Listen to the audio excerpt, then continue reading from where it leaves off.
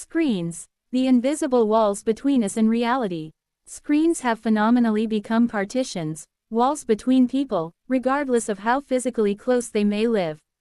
These glowing rectangles now function as magical mirrors, where individuals lose themselves in the wonders, colors, and seductive illusions of a virtual world. Yet the real world, without screens, demands attention, presence, and effort.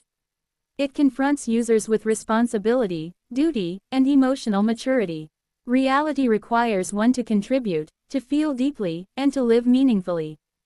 But the contrast between a curated online paradise and a demanding real life often drives people to escape rather than engage. Digital media, a fool's playground or a wise man's tool. For the intellectually lazy or emotionally immature, digital media often becomes a virtual toy box, filled with games, music, and movies that entertain but seldom elevate. These distractions create a trap, a system of addiction disguised as engagement. People compete in the realm of comments, likes, and performative posts, mistaking digital applause for actual achievement. Sensitive minds, meanwhile, are often overwhelmed.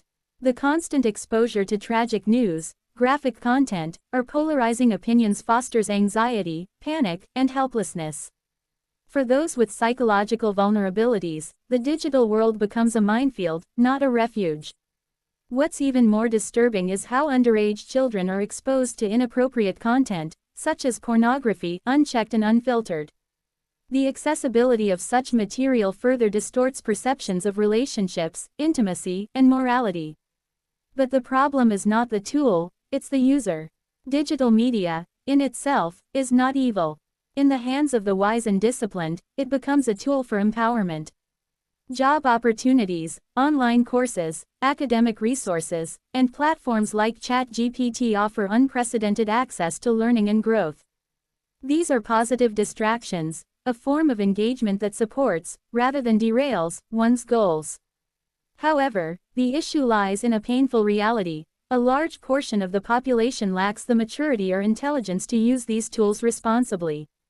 The average digital consumer is often untrained in critical thinking, overwhelmed by choice, and vulnerable to manipulation. From dedication to disconnection, the tragedy of early access. We have all seen it. Children and teenagers who, before owning smartphones, were respectful, disciplined, and goal-oriented.